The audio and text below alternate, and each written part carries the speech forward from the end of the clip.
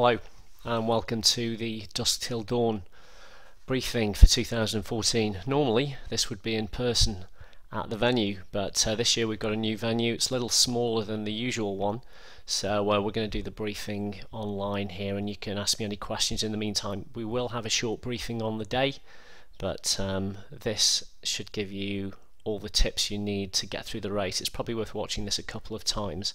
So before we get started, a quick bit of free advertising. Beyond Marathon, we do not just organise Dusk Till Dawn, we organise a lot of different events. A few of them are listed on there. There's also an event that isn't ours actually, by a friend of ours, Mark Cobain, does the Hill Ultra that we support in a couple of months' time up in the Peak District. Actually, you're going to be going up the hill this evening as part of the course, or on the 25th of October should I say, whenever you're watching this briefing. So yeah, there's a few of the events which we're doing, we have done this year, and we're repeating again next year, so by all means come and ask us about some of those. Anyway, what we're going to do now is take you through parts of the course and parts of the briefing. So first of all, a big thank you to all of our volunteers this evening. I'm not going to read everybody's name out, but there's lots of people who are out there helping you on the course tonight. They're either marshals at checkpoints, road safety marshals, and some of them are sweeping as well, so you probably want to watch out for those. So thank you to all of those people, and also welcome to our local Peak District participants. And I know there are lots of people who will have done the event before. We get a lot of repeat custom, which is always great, so welcome back to those people. Welcome to everyone, in fact, who's from all over the UK and Ireland, and we've also got some competitors from around the world as well, USA, South Africa, Italy, to name a few. We always get a lot of armed forces competitors as well, so welcome to those, and welcome to one of our competitors who is doing the women's trail running magazine Operation Ultra. Actually, we've got last year's Operation Ultra competitor also taking part as well. And why do we do this? Why do we do Dusk Till Dawn? Well, in case you hadn't already realised, we raise money for Macmillan Cancer Support, so 100% of any profit that's made from this event goes to Macmillan. And we do that, and we run this event at night to try and raise awareness of malignant melanoma, which is the most dangerous form of skin cancer. So you're not going to have to tackle the sun this evening, but when you are out about, remember to put some sun cream on. Okay. Safety. First of all, if you have any kind of an accident, call for help. The telephone numbers you will find on the maps that you will be given on the night. A couple of other things to mention: cows. Some people are particularly worried about cows. If you do come across any, you don't want to go into the field with them. You are allowed to find a reasonable route to avoid them. Cows can sometimes be unpredictable and dangerous, so do take care. Weather. I don't know what the weather's going to be like on the 25th. It has rained the last 2 years for at least part of the evening, and then being nice for the rest of the night. So we never know what to expect, but certainly you should be carrying enough warm clothing, hats, gloves, and waterproof layer to keep you warm and dry in the event of any poor weather. So you could also put some spare kit in your drop bag if you're bringing one, which you'd collect at Earl Sterndale, about mile 19.5 it is. On your maps, which I'm going to have a quick look at now, this is the map which you'll be getting on the night, or certainly it's an example of the map you'll be getting. Shown on here are green routes and also red routes. The green routes are the normal race routes. The red route you would only be instructed to use by one of the checkpoint staff in the event of poor weather. So if we thought it was too dangerous for you to go up onto some of these higher areas, we may tell you to use these red routes. Don't use them unless you've been instructed to do so, because you would avoid, in some cases, a checkpoint or a road marshal crossing, and we would think you were lost, so only use them if necessary. Of course, if there's some kind of an emergency and you needed to get down from somewhere high and use one of the red routes, of course you could do that as well, but do try and contact us via phone if there's a problem. If you do get lost, call us for help. Try any of the phone numbers which are listed on your map. There are 3 on there. There's mine, Richard, Wendy's, and also Mike's. There'll be various times of the evening, one or all of us may not be available, so try somebody else's phone number. If you don't have any mobile phone coverage, then obviously try and head towards some roads, habitation or lights. The course, although it may feel remote at times, is never more than a mile from a house or from a road, so it should be relatively straightforward for you to find help. Don't retire without informing us, and if you do retire, it has to be at a checkpoint. You can't just phone us up from the top of a hill saying come and pick me up. You do need to retire from a checkpoint.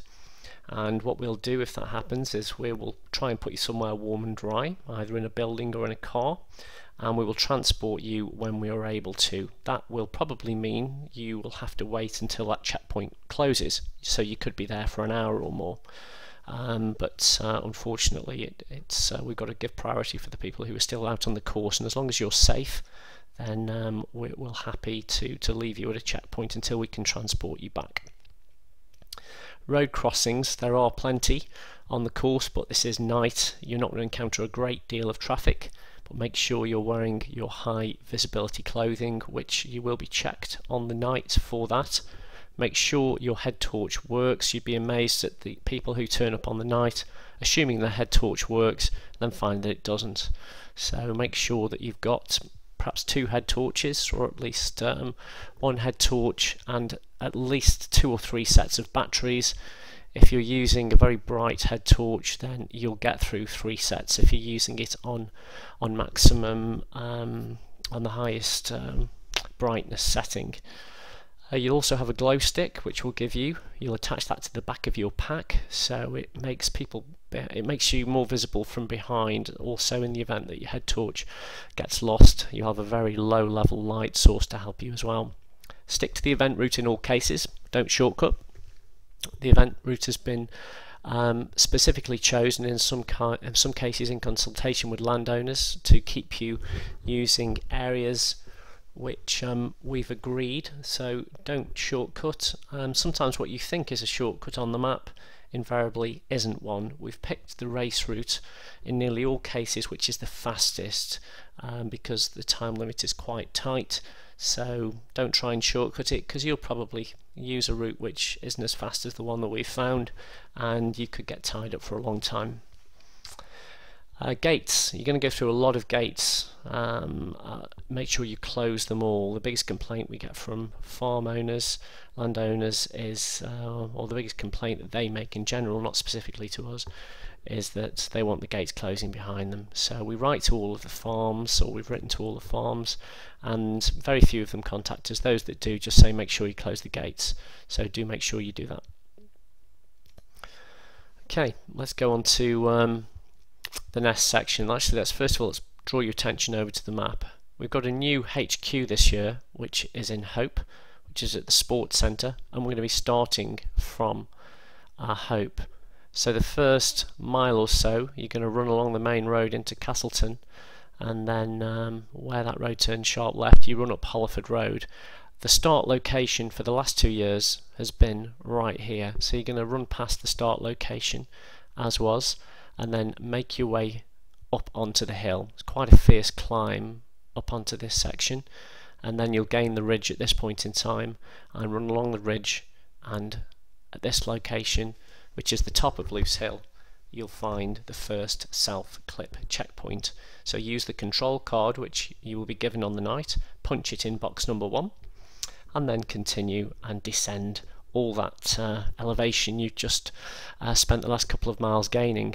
The course is different on the descent this year. Usually we go from Loose Hill into Hope, and then run along this path into the train line. This year it's completely different.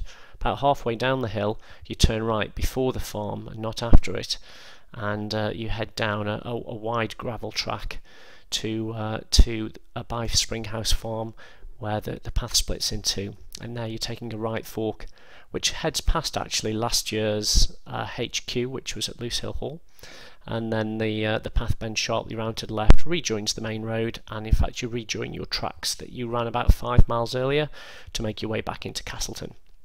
At this point in time you're then going to head into Cavedale, and in fact I've drawn a little bit of it on here. So you're going to come through here, through into the middle of Castleton, and then you're going to head up this ravine here you can see, which is called Cavedale. It's very nice, very cool, very echoey. Get your head torches, get some use out of your head torches in there. If the weather is wet it can turn into somewhat of a river when you get to about this point. Again, it's quite a long 900-foot climb all the way up over a course of 2 miles, which leads you up this area. Note that you're following the Limestone Way. As soon as you get to Castleton and get into Cavedale, you're then on the Limestone Way for the foreseeable future. And the Limestone Way, these are the signs which you would be looking for the Limestone Way. So it may either be just a simple sign that says Limestone Way, or it may be a Limestone Way symbol. It's a picture of a ram's head, or maybe just a simple waymark. This is what we refer to as a waymark. Most of you, if you're from the UK, should know what that means. It's just a plastic disc with an arrow on it. So you're going to be following those right the way through to the first man checkpoint, which is at checkpoint 2. So ignore any other footpaths that you may see in this section. There are plenty of little lefts and right that you could take, but just keep going straight ahead, keep following the Limestone Way signs, and when you get to this point here you will join a tarmac path again, only for 200 meters, and then you're back on the Limestone Way. Be very, very careful not to follow this road all the way down into Peak Forest. People have done that and they seem to do it every year, even though we do mark that quite well. So make sure you turn off that road and you end up crossing the main road here, and then after another kilometre you arrive through at the first man CP on Western Road. And from Western Road, let me just now move the map up. From the first man CP checkpoint 2, you then got a nice flat road section all the way to here. Then it's trail, although it may as well be a road. It looks a little bit like one, to there, and again 4x4 trail all the way down to Millersdale. This section is very, very fast. Very, very good underfoot. You can make up some time on there. When you get to Millersdale, you will find that if you look at your map, there is a zoomed in section on the map which will give you a much closer view of this particular section here. I've got a 1 in 50 scale map on here. You'll find that you'll get a 1 in 25 map. Let me see if I can give you an example of that. Okay, here we go. So on your map you're going to get an insert which gives you just this section here, and the reason we've done that is you can see for the first time there's quite a few fields to cross to get you from here up to there. This is quite a stiff climb, and when you get to the top there's about 7 fields you have to cross. So note on the insert all of those black lines are field boundaries, so follow very carefully the paths across these fields, and then you'll get to actual Priest Cliff itself, at which point in time you're back on the main road. Let me just zoom back out to my other map, and you've just got a short road section of about another kilometre, and then you'll get to a road marshal point. This PH is Public House, that's the Waterloo pub. Here you'll have a road safety marshal who's going to help you cross that road. That sometimes can be a dangerous road, not so busy at night, but there is a blind bend coming over the hill. Not a blind bend, sorry, a blind ridge coming over the hill. So be very careful when crossing that. And once you've got to the Waterloo Inn, we'll mark your progress, and then you continue on, still following the limestone way for the next kilometre or so. It's a little bit of a climb, and then you'll reach this road. Note at this point in time you leave the limestone way forever. The limestone way signposts you down here and it goes off in this direction. You will no longer be on the limestone way at this point in time. Instead, you're continuing straight along this road and heading straight across onto a wide 4x4 trail which takes you all the way to the A515, and you cross the A515 and then go on this 4x4 trail, really good quality wide trail. And just before you get to the road, there's a little bit of a shortcut that cuts out some of that road and takes you all the way into Earl Sterndale. Make sure you follow very carefully all the footpaths, the way markers. Note the direction of the finger posts just to guide you across the 3 or 4 fields which will take you down to this road. And it's a nice run all the way down to Earl Sterndale to the school, which is checkpoint 3, around 20 miles. You're going to be collecting any drop bags which you've decided to leave there. Ideally your drop bags, just mark them up please with your names and with your number if you know your number, but your name should be sufficient. And there will be some hot water as well as some the usual food and drink which we have at our checkpoints there. Okay. Next section, so this is checkpoint 3 through to checkpoint 4 and then on to checkpoint 5. You're going to leave Earl Sterndale initially on the road, and then you're going to head up, and just as you get to someone's house there's a finger post that leads you through their rockery garden. You'll see what I mean when you get there. So you go through this rockery, end up going up to the hill and then joining this wide track. Now it's about a kilometre, just over a kilometre long. Beware on this, about 300 metres of it, this section here is very deeply rutted from caterpillar tracks. There's a good possibility that you will turn your ankle on here. Don't rush it, just walk for those 300 metres. The path improves about here and you run all the way along, cross the road to the end, and you'll then go straight across and you'll do a bit of a contour around the top of this hill, which will lead you back onto the tarmac road. This tarmac road goes for a few kilometres, about 2.5 kilometres, right the way past the speedway, and there's a racing speedway here at this point in time. Shortly after that there's a right turn onto footpath. We usually put a glow stick here and a glow stick here, and that will lead you onto the trail which leads you down past the health and safety labs. You'll probably pass a sign which you'll see here, danger of explosions and all sorts of frightening things. Well, much as we try every year, we haven't managed to convince the health and safety lab to set off any explosions on the night to liven it up. But still, you'll pass that sign and you'll head through this section, again joining a bit of a tarmac road here and tarmac crossroads. Shortly after that you head into the woods and you will find checkpoint number 4, which is a self clip just on a stile at the end of those woods. You'll continue along the trail over some fields here and then eventually make your way into Ladmanlow, where you'll find some houses. This between here and here there isn't any footpath, so just run carefully along the road until you get to the main road, which you cross. This way heads into Buxton, this way heads back towards Leek.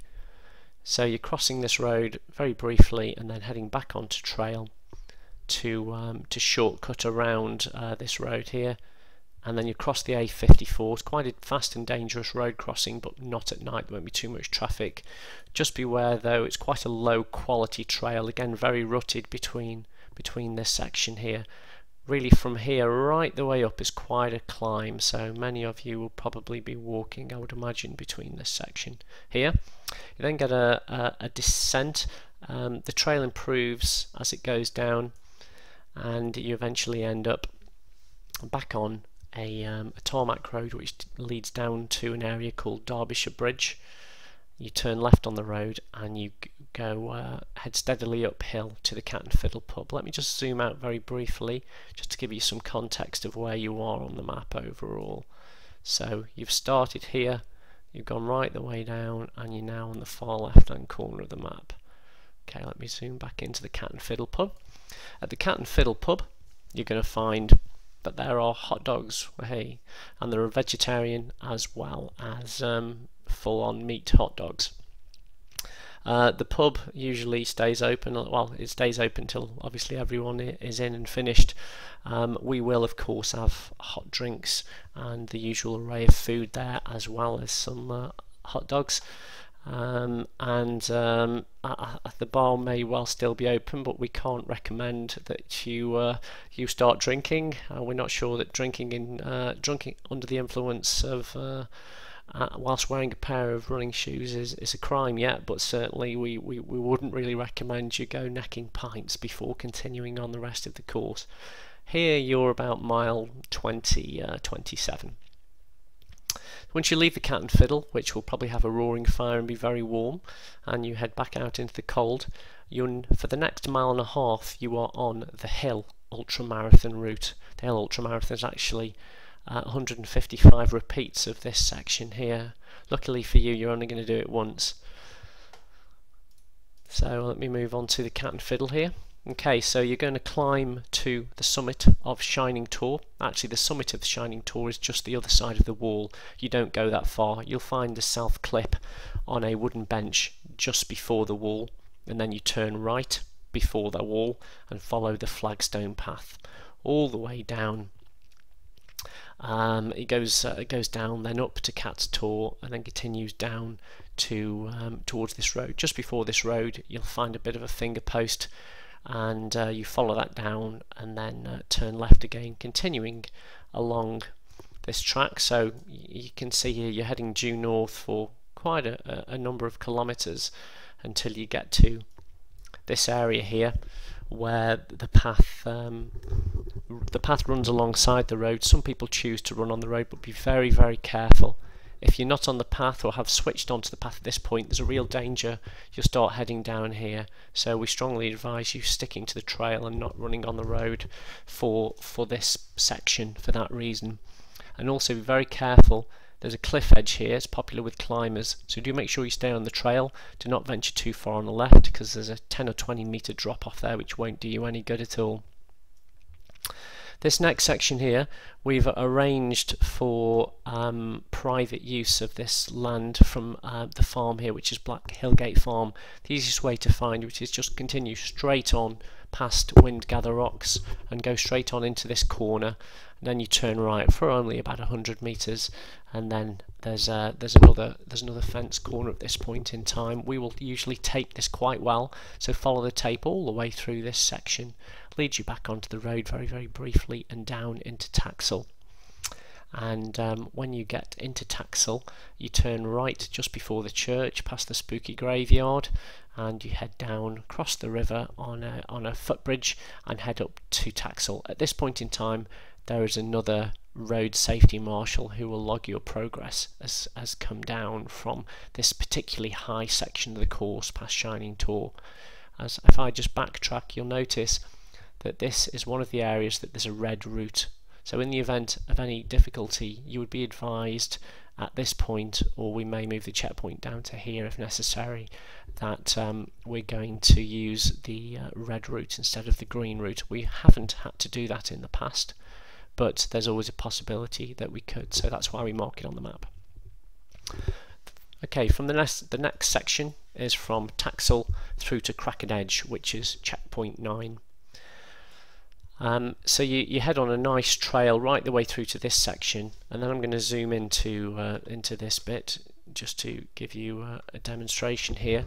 This is the area of the second zoomed in map insert which you'll get on your map, just to guide you from here to here, because you can see there's quite a few fields which are tricky to get across.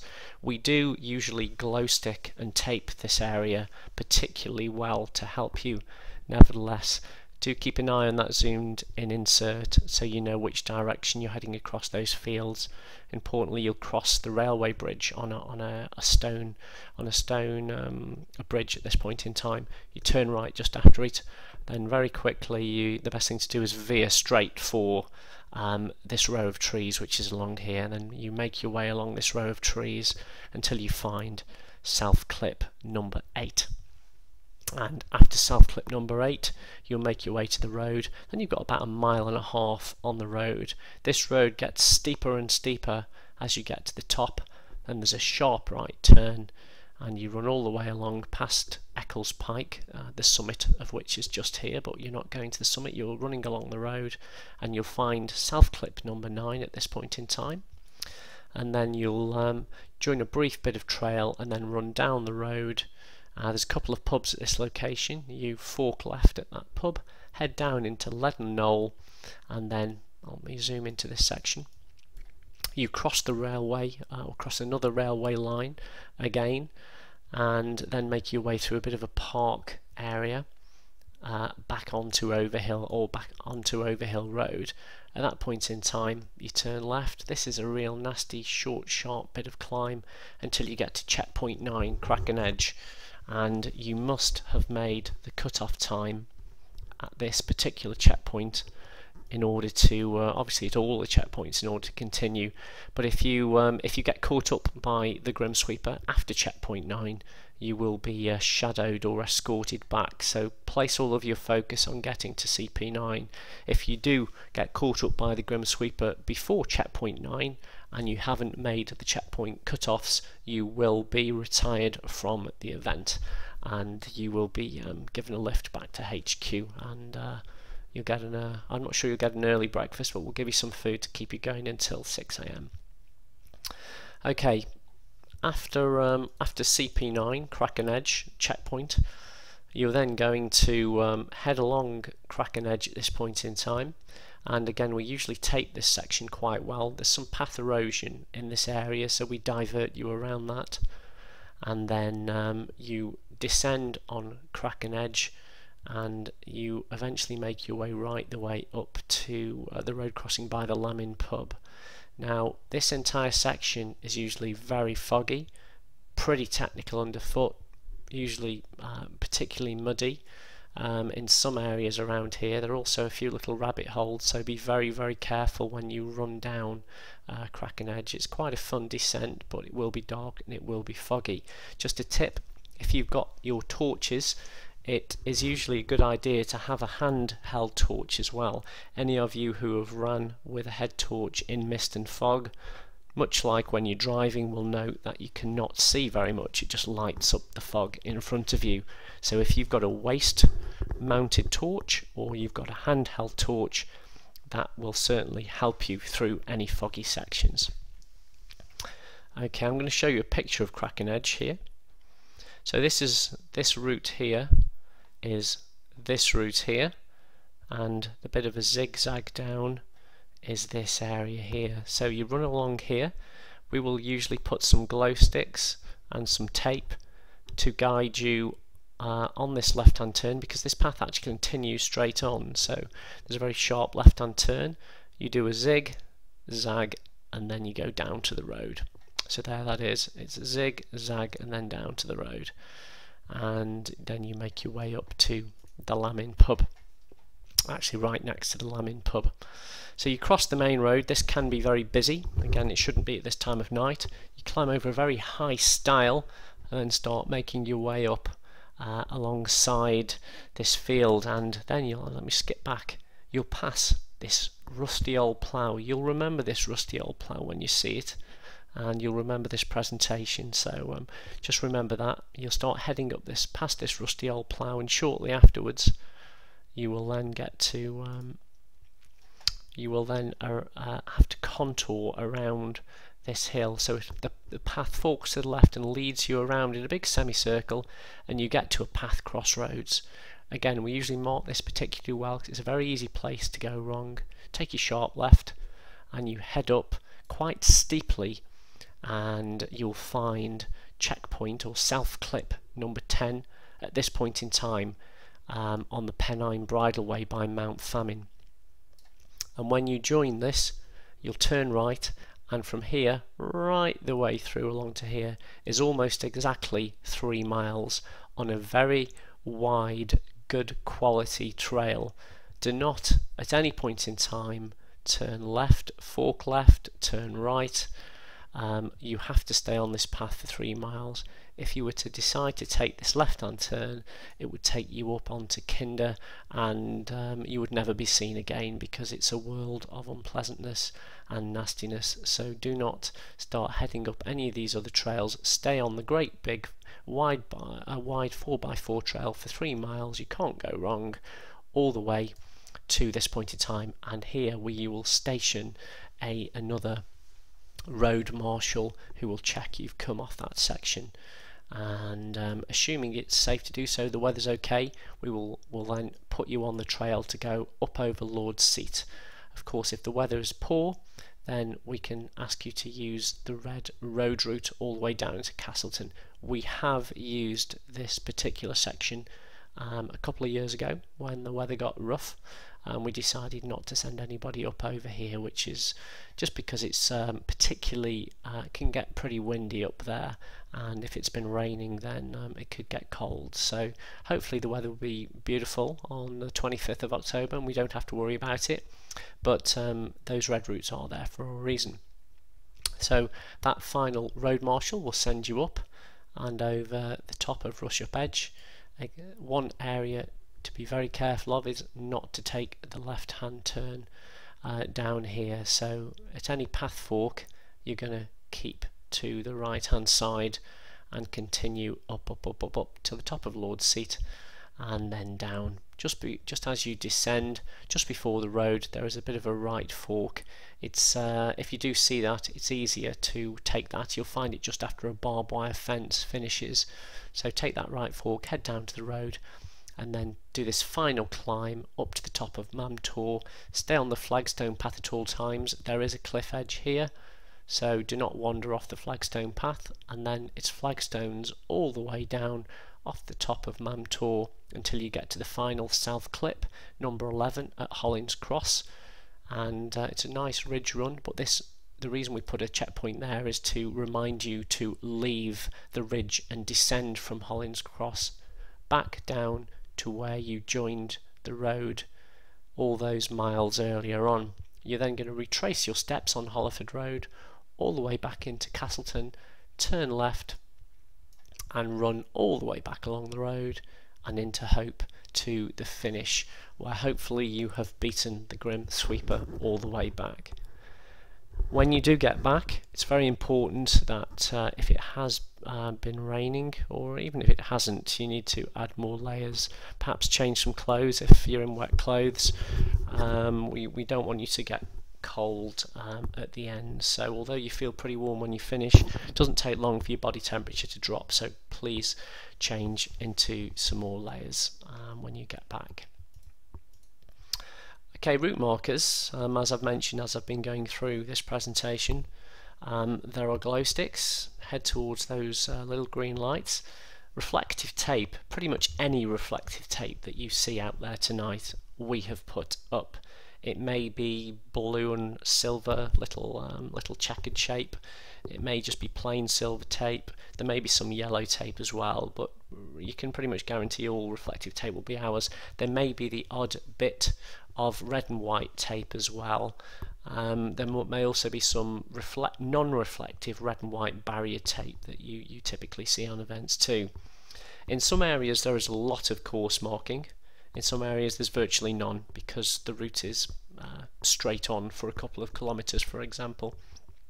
There is very little course marking in some areas before checkpoint 2. A good example would be here actually. There is pretty much none in this section at all, because you're on the limestone way all the way through, and also it's quite near to the beginning of the race, so there'll be plenty of people to follow as well. So do not panic if you do not see any course marking for some sections, because it's not there all the way around. The idea is you're navigating yourself, you're not being guided by tape all the way through. In terms of what you'll see for marking, These are the self-clip checkpoints. These are what you're going to be punching in the numbered boxes as you go round. And these are the kinds of bits of tape that you will see as you go around. As I say, sometimes this is red and white, sometimes it's blue and white, sometimes it's just plain silver. And this will be wrapped in very small squares, just perhaps on a stile, just as a confidence boost to let you know you're in the right place. Sometimes we put a little square of tape on finger posts, and we put it on the finger post that's pointing in the direction that you need to go in. So if there was 2 posts here, we wanted you to go that way, we'd put a little square of tape on there to let you know and let you go in that direction. So keep an eye out for the course marking, but remember, course markings can be removed or moved. So at the end of the day, the navigation book stops with you. We have put the course GPX files on the web, so it would be a good idea for a backup if you had a GPS device or used a mobile phone application such as Memory Map or something along those lines to load the GPX file into, to give you a bit of confidence you're on the right track if for some reason you're not as confident. But you should all be a confident navigator or paired with a confident navigator in order to be tackling the course, even though yes, there probably is more route marking and glow sticks than you may be expecting. We do try and put quite a lot out there.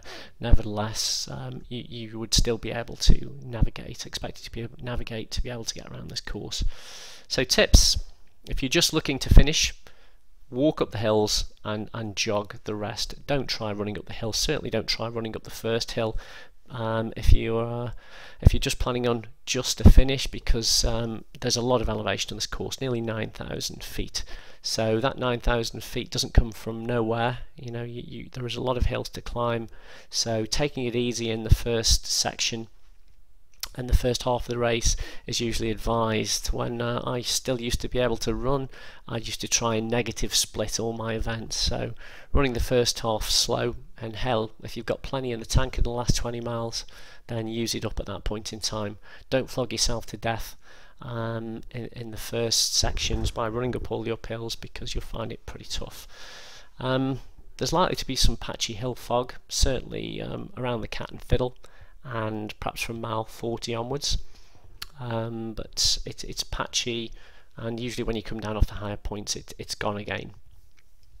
So eat often, stay warm, add extra layers as soon as you feel cold, or if you feel cold at all. Obviously your waterproof layer will act as a windproof layer as well. Make sure you eat some food at checkpoint 5 where the hot dogs are. There is food all the way around, biscuits, crisps, sweets, cakes, all that kind of thing at all the CPs, but obviously we've got some hot food at CP5. And that's pretty much it. Just final thing to say is keep an eye out for this guy. The Grim Sweeper is very real, and he will be chasing you. He's on a specific schedule, so he has to be at certain checkpoints at certain times, and if you do not make those checkpoint cut-offs, as I've said, you will be retiring, and he will gleefully take your soul and chuck you on the meat wagon and send you back to HQ. So this is what this event is all about. Stay ahead of that nasty Grim Sweeper. He does have a scythe, and he does look particularly mean, and we may well introduce you to him at the HQ before we let him off his leash and charge you down. That concludes the presentation. If you've got any questions, then by all means contact me by phone or via email, and if not, we will see you on the night. Remember, we are at Hope this year, the new HQ. We are not at Loose Hill Hall where we were the last 2 years. It's a new HQ. We will see you there sometime after 3:30 on October the 25th. Thank you very much for listening. We'll see you soon. Bye bye.